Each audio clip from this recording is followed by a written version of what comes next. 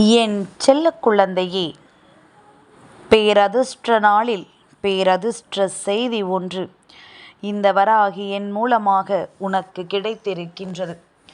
என் குழந்தை, இந்த தாயானவளின் வாக்கில் உண்மை இருக்கிறது என்பதனை நம்பினால் மட்டும் நீ தொடர்ந்து கேட்டால் போதும். ஒரு தெய்வம் உன்னை சுற்றி வருகிறது என்றால் நீ என்ன நினைப்பாய்? அம்மா, நீதானே என்னை சுற்றி வருகிறாய் என்று.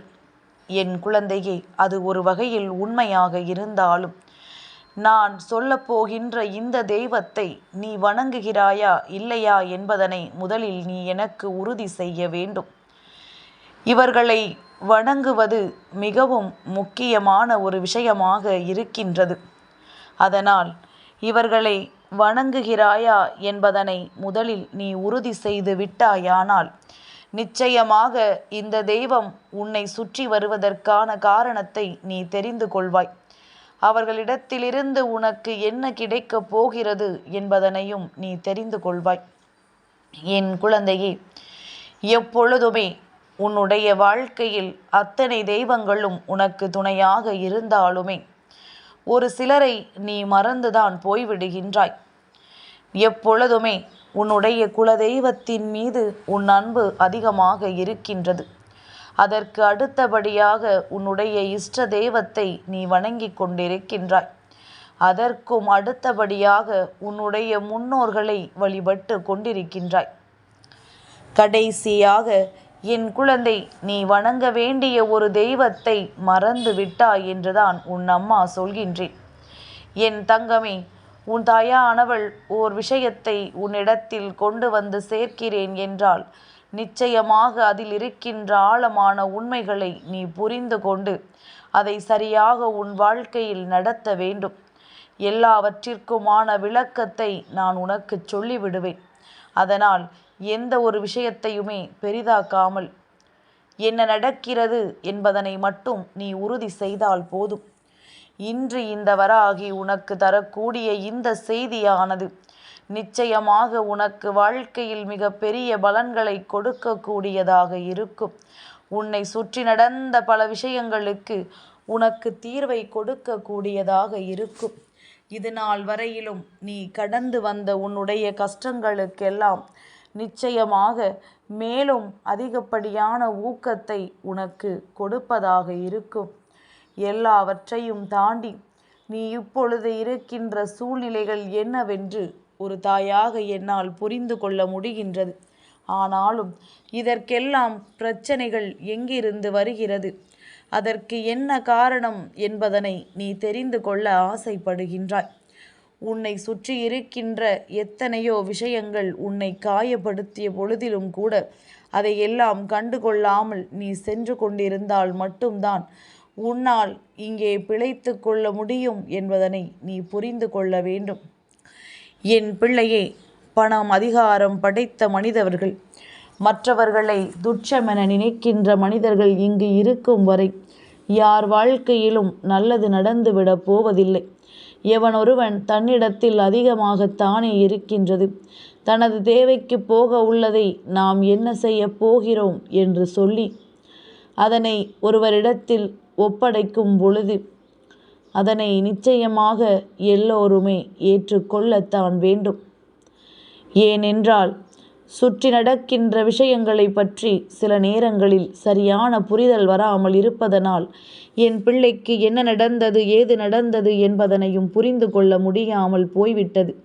இனியும் இப்படியே ஒன்றும் தெரியவில்லையே, கவனிக்காமல் சென்று விட்டேனே என்பது போன்ற விஷயங்கள் எல்லாம் சொல்லிக்கொண்டு தெரியக்கூடாது. ஏனென்றால் உனக்கு பக்குவம் என்பது வந்துவிட்டது. இதற்கு மேலும் நீ என்ன செய்ய போகிறாய் என்கின்ற சூழ்நிலையும் உனக்கு வந்துவிட்டது. இதை எல்லாவற்றையும் தாண்டி நீ நல்லபடியாக இருப்பாய் என்று உன் அம்மா நான் உனக்கு ஆசிகளை வழங்குகின்றேன். நான் உன்னோடு இருக்கும் வரை எந்த தீய சக்திகளும் உன்னை நெருங்காது. ஆனால் நல்ல சக்தி உன்னை நெருங்க வேண்டும் என்று நினைக்க வேண்டும். நல்ல சக்திகளை உன்னுடைய இல்லத்தில் நீ வரவழைக்க வேண்டும். அவர்களின் வருகையானது உன் இல்லத்திலிருந்து எப்பொழுதும் உன்னை வாழ்த்த வேண்டும் என்றுதான் உன் அம்மா சொல்கின்றேன். அப்பேற்பட்டவர் யார்? முதலாவதாக உன் குலதெய்வத்தை நீ வணங்கிக் கொண்டிருக்கின்றாய். இரண்டாவதாக உன்னுடைய இஷ்ட தெய்வத்தை வணங்கிக் கொண்டிருக்கின்றாய். மூன்றாவதாக அமாவாசை நாட்களில் உன்னுடைய முன்னோர்களை வணங்கிக் கொண்டிருக்கின்றாய். நான்காவதாக நீ வணங்க வேண்டியது என் குழந்தையே உன்னுடைய இல்லத்தில் இருக்கின்ற கன்னிப்பெண் தெய்வம். மற்றதையெல்லாம் சரியாக செய்து கொண்டிருக்கின்ற நீ இவர்களை மட்டும் கண்டுகொள்ளாமல் விட்டதற்கு என்ன காரணம்? இவர்களை எல்லாம் நாம் நேர்மையாக செய்ய வேண்டும் என்று நினைக்கும் பொழுது அது அப்படியே தனக்கு எதிர்மறையாக விளைந்து விடுகின்றது. இப்படித்தான் இந்த வாழ்க்கையானது உனக்கு அத்தனையையும் கொடுத்து கொண்டிருக்கின்றது. அப்படி இருக்கும் பொழுது இப்பொழுது நடக்கின்ற இந்த விஷயம், அதாவது உன்னுடைய கன்னிப்பெண் தெய்வத்தை நீ எதற்காக வணங்க வேண்டும் என்று உன்னுடைய தாயானவள் நான் சொல்கின்றேன். என் பிள்ளையே, எல்லா தெய்வங்களுக்கும் தன்னுடைய பிள்ளைகளுக்கு நல்லதை நடத்தி கொடுக்க வேண்டும் என்ற எண்ணம் இருக்கும். ஆனால் எப்பொழுதுமே அது சரிப்பட்டு வந்து விடாது. எப்பொழுதுமே அது சரியாக நடக்க முடியாது. நீ கன்னிப்பெண் தெய்வத்தை வணங்க வேண்டும் என்றால் முதலில் உனக்குள் இருக்கின்ற எண்ணங்களை தெளிவாக வைத்திரு. உனக்குள் எப்பொழுதுமே நான் இருந்து அதை உனக்கு நடத்துவேன் என்பது உன் நினைவில் இருக்கட்டும். உனக்கு கஷ்டங்கள் வரும் பொழுதும் சோதனைகள் வரும் பொழுதும் உன்னுடைய இல்லத்தில் இருக்கின்ற தெய்வங்களை பார்த்து வணங்குகின்றாய் அல்லவா? உன்னுடைய இல்லத்தில் இருக்கின்ற கன்னிப்பெண் தெய்வத்தையும் வணங்க வேண்டும். அவர்கள் யார் என்று உனக்கு நான் இப்பொழுது சொல்கின்றேன். என் குழந்தையே, ஒரு பெண்ணானவள் இந்த உலகில் தோன்றி மனமுடிக்காமல் கன்னியாக மறைந்தால் அவளை வழிபடும் பண்பாடு நம்முடைய கிராமங்களில் எல்லாம் தொடர்ந்து வந்து கொண்டிருக்கின்றது. பெண்களை தெய்வமாக வழிபடும் வழக்கம் நம்முடைய தேசத்தில் எப்பொழுதுமே இருந்து கொண்டு இருக்கின்றது. சக்தி வழிபாடு என்பது தாய் வழிபாடுதான் அல்லவா? என் பிள்ளையே, எப்பொழுதுமே இந்த கன்னி தெய்வங்களை போற்றப்படுவதற்கு பல காரணங்கள் உண்டு. இன்பத்தை கருவாக்கினால் பெண் உயிருக்குள் உயிர் சுமந்து மனித குலத்தை விருத்தி அடையச் செய்தவளும் பெண்தான். இந்த காரணத்தினாலேயே பெண்ணை மகா சக்தியாக பார்த்திருக்கிறார்கள் அந்த காலத்தில் இருந்த மனிதர்கள். தன்னை விட பலம் குன்றிய பெண்ணை பார்த்து பயந்திருக்கிறார்கள். அவளை கையெடுத்து கும்பிட்டிருக்கிறார்கள். அந்த பழங்கால மரபுக்கும் வரலாற்றுக்கும் இன்று நிலவும் சான்றுதான் தமிழர்களினுடைய இந்த கன்னி வழிபாடு. ஒரு பெண் இந்த உலகத்தில் தோன்றி அவளின் வாழ்க்கை முடியும் பொழுது அவளினுடைய ஆசைகள் எல்லாமுமே நிராசையாக போயிருக்கும் அல்லவா? என் குழந்தையே, இந்த பெண்கள் பெரும்பாலும் அவர்களினுடைய சராசரி வாழ்க்கையை தவற விட்டவர்கள் அல்லது துச்சமாக தூக்கி எறிந்தவர்கள். கன்னித்தன்மையை கொடுத்து தாய்மையை பரிசாக பெறாமலேயே இறந்தவர்கள். இதனாலேயே சராசரி பெண்கள் ரட்சிக்கும் தெய்வ நிலைக்கு இவர்கள் உயர்ந்து விடுகின்றார்கள். சுமங்கலிகள் கன்னி தெய்வங்களை வழிபட்டால் மாங்கல்ய பலம் அதிகரிக்கும். கன்னி பெண்களுக்கு விரைவில் திருமண யோகம் கைகூடும் என்று பொதுவான நம்பிக்கை இருப்பதனால்தான் கன்னியை வணங்கும் வழக்கம் எல்லா இடங்களிலும் இருந்து கொண்டிருக்கின்றது. இந்த தெய்வங்களுக்கு ஆடி மற்றும் தை மாதங்களில் சிறப்பான பூஜைகள் செய்வது வழக்கம். பெரும்பாலும் செவ்வாய்க்கிழமை கன்னி தெய்வத்திற்கு ஏற்ற நாள். எனவே அந்த நாளில் வணங்குவதை பலர் கடைபிடித்து வருகின்றார்கள். மேற்கண்ட மாதங்களில் வணங்க முடியாதவர்கள் தை மாதம் 2வது நாளில் கன்னிக்கு பூஜை வைத்து வணங்குவார்கள். தங்கள் குலதெய்வத்தினை பங்குனி உத்திரத்தில் வணங்கும் போது கூட மறவாமல் வீட்டில் உள்ள கன்னிகளையும் வணங்கும் வழக்கம் இருக்கின்றது. பொதுவாக ஒரு வீட்டின் திசைகளை கன்னி மூலை, அக்கினி மூலை, வாயு மூலை, ஈசான மூலை என்று பிரித்து கூறுவதுண்டு. அதில் வடகிழக்கு மூலை இறைவனுக்குரிய ஈசான மூலை என்றால் தென்மேற்கு மூலை கன்னி தெய்வத்திற்குரிய கன்னி மூலை என்கின்ற தனி சிறப்பினை பெற்றது. கன்னி வழிபாட்டின் முக்கியத்துவத்தினை உணர்த்தும் விதமாக அது இருக்கிறது என்பதனையும் புரிந்துகொள். பெரும்பாலும் இறை வழிபாட்டிற்கு இணையான வழிபாடாக கன்னி தெய்வ வழிபாடு போற்றப்படுகின்றது. இங்கிருக்கின்றவர்கள் நோயாலோ அல்லது விபத்தாலோ மடிந்து விட்ட கன்னியரை தெய்வமாக கருதி வணங்குகின்றார்கள். குடும்ப ஒற்றுமைக்கு கன்னி தெய்வ வழிபாடு முக்கியமான பங்கு வகிக்கின்றது. குடும்பத்தில் பலருக்கும் மனஸ்தாபம் இருந்தாலும் கூட கன்னி தெய்வத்தை வணங்கிவிட்டார்களானால் அனைவரும் ஒன்று கூடி விடுவார்கள். இது குடும்பத்தில் எழுதப்படாத ஒரு சட்டம் என்பதனையும் நீ புரிந்து கொள். ஏனென்றால் குடும்பத்தில் ஒற்றுமையாக இருப்பதுதான் கன்னி தெய்வத்திற்கு பிடிக்கும். அனைவரும் குடும்பத்தோடு நின்று வணங்கினால் கன்னி தெய்வம் மனம் குளிர்ந்து விடும். இறந்த பெண் வயதுக்கு ஏற்ப அவர்களுக்கு உடை எடுத்து வைப்பார்கள். சிறுமிகளுக்கு அதற்கேற்ற ஆடைகளும், இளம் பெண்ணுக்கு பாவாடை சட்டை தாவணியும், அதைவிட பெரிய பெண்ணுக்கு சேலை சட்டைகளும் வாங்கி வைத்து வணங்குவார்கள். அந்தி கருக்களில் கன்னியை வணங்க துவங்குகிறார்கள்.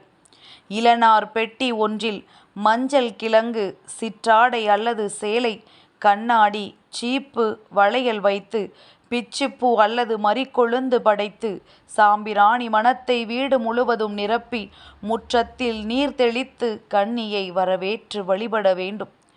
இந்த நார்பெட்டிக்கு கன்னி பெட்டி என்று பெயர். கன்னி பெட்டியை வைக்கும் பொழுது அந்த குடும்பத்தில் உள்ள பூப்படைந்த பெண்ணுக்கு அருள் வந்து நிச்சயமாக மூச்சிறைக்கும். அவரிடம் தங்களது குறைகளை முறையிட்டு தீர்க்குமாறு குடும்பத்தினர் வேண்டுவார்கள். தன்னை மறக்காமல் வழிபட்டால் துயரத்தை போக்கி குடும்பத்தை தழைத்தோங்கச் செய்வதாக அவரிடமிருந்து அருள்வாக்கு கும்பிடுபவர்களுக்கு கிடைக்கும். பின்னர் கன்னி மூலையில் உயரமான இடத்தில் இளநார் பெட்டியை வைத்து விடுவார்கள். முதலாண்டு வைத்து படைத்த கன்னி பெட்டியை மறு ஆண்டுதான் எடுப்பார்கள்.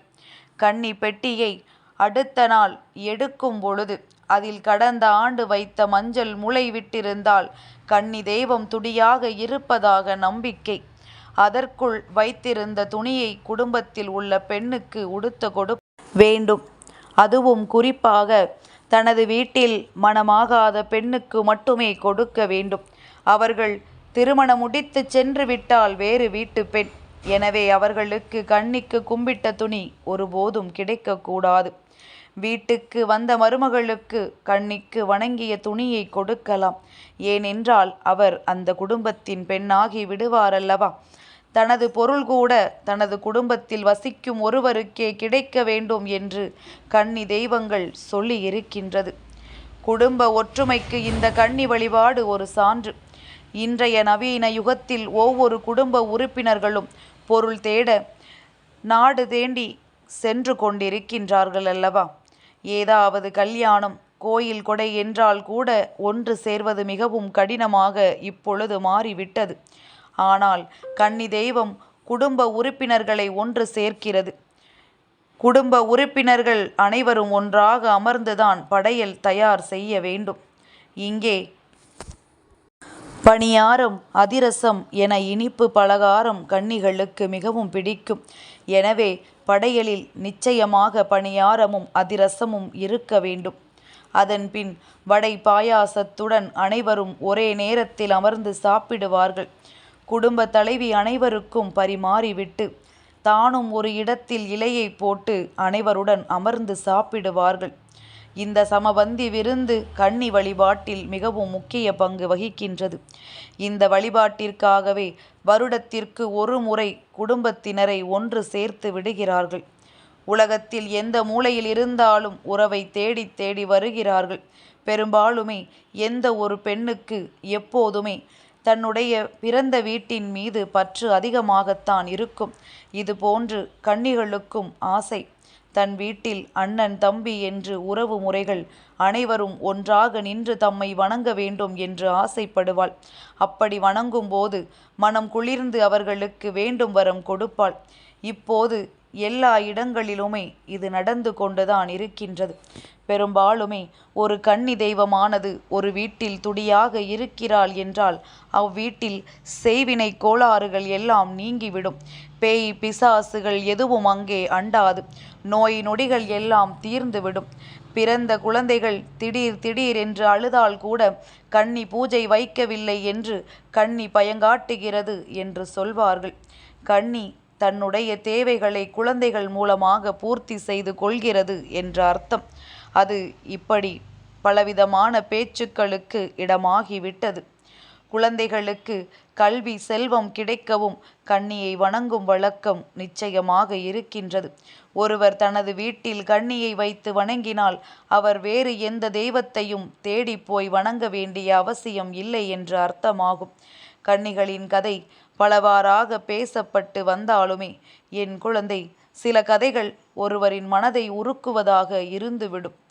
ஒரு குடும்பத்தில் தாய்க்கு தலைமகளாய் இருந்த சிறுமி ஒருவள் இறந்து விட்டாள். வருடம் தோறும் இறந்த அந்த பெண்ணுக்கு பாவாடை சட்டை எடுத்து வைத்து கும்பிடுவதை வழக்கமாக கொண்டிருந்தார்கள். 23 வருடங்கள் கழிந்தது. ஒரு நாள் அந்த பெண் தாயின் கனவில் தோன்றி, தாயே, எனக்கு 23 வயதாகிவிட்டது. இன்னமும் எனக்கு பாவாடை சட்டைதானா? அது எனக்கு போதவில்லையே என்று கண்ணீர் மல்க கேட்க, அந்த ஆண்டு முதல் சேலை சட்டை வாங்கி வைத்து வணங்க ஆரம்பித்தனர். அந்த அளவுக்கு கன்னி தெய்வம் குடும்பத்தில் ஒரு உறுப்பினராக மறைந்து வாழும் குழந்தையாகத்தான் வணங்கப்படுகின்றது. ஒரு வீட்டில் கன்னி தெய்வத்தை வணங்கவே மறந்துவிட்டனர். அவ்வீட்டில் பிறந்த குழந்தை தினமும் இரவு பயந்து அழுது கொண்டே இருந்தது. ஒரு நாள் வைத்தியர் ஒருவர், உங்கள் கன்னி தெய்வத்தை வணங்குங்கள், எல்லாம் சரியாகிவிடும் என்று கூற, கன்னியை வணங்கி கன்னி மூலையில் குழந்தையை கிடத்தி எடுத்த பிறகு அழுகை தானாகவே நின்று விட்டதாம். இதுபோல கன்னி தெய்வங்கள் இந்த நவீன யுகத்திலும் பிரதான தெய்வமாக விளங்கி வருகிறது. பல அற்புதங்களையும் அதிசயங்களையும் செய்து கொண்டிருக்கிறது என்பதனை புரிந்து கொள்ள வேண்டும். இப்பொழுதெல்லாம் நார்பெட்டியானது எங்கும் கிடைப்பதில்லை. அது மிகவும் இப்பொழுது கிடைப்பதற்கு அரிதான ஒரு பொருளாக மாறிவிட்டது. பல கிராமங்களில் பல வீடுகளில் இந்த நார்பெட்டி பல வண்ணத்தில் தொங்கிக் கொண்டிருப்பதை இப்பொழுதும் வழக்கத்தில் காணலாம். என் குழந்தையே, அம்மா சொன்ன விஷயம் உனக்கு புரியும் என்று நான் நம்புகின்றேன். எந்த சூழ்நிலையிலும் இந்த கன்னிப்பெண் தெய்வத்தை வணங்க மறக்காதே. நிச்சயமாக உன் வாழ்க்கையில் பல நன்மைகளை அவர்கள் நடத்த காத்து கொண்டிருக்கும் பொழுது அதை இல்லை என்றும் வேண்டாம் என்றும் ஒருபொழுதும் நீ மறுத்துவிடக்கூடாது. கன்னி தெய்வத்தினுடைய அன்பையும் அருளையும் பெற்று இந்த வாழ்க்கையில் நீ எதிர்பார்க்கின்ற விஷயங்களை எல்லாம் உன் இல்லத்தில் நிறைவேற்றி விட வேண்டும். பலரும் இதற்கு முக்கியத்துவம் கொடுப்பதில்லை. குல தெய்வத்தை வணங்குகின்றவர்கள், இஷ்ட தெய்வத்தை வணங்குகின்றவர்கள், முன்னோர்களுக்கு முக்கியத்துவம் கொடுப்பவர்கள் இந்த கன்னிப்பெண் தெய்வத்தை மட்டும் ஏனோ ஒதுக்கி வைத்து விடுகின்றார்கள்.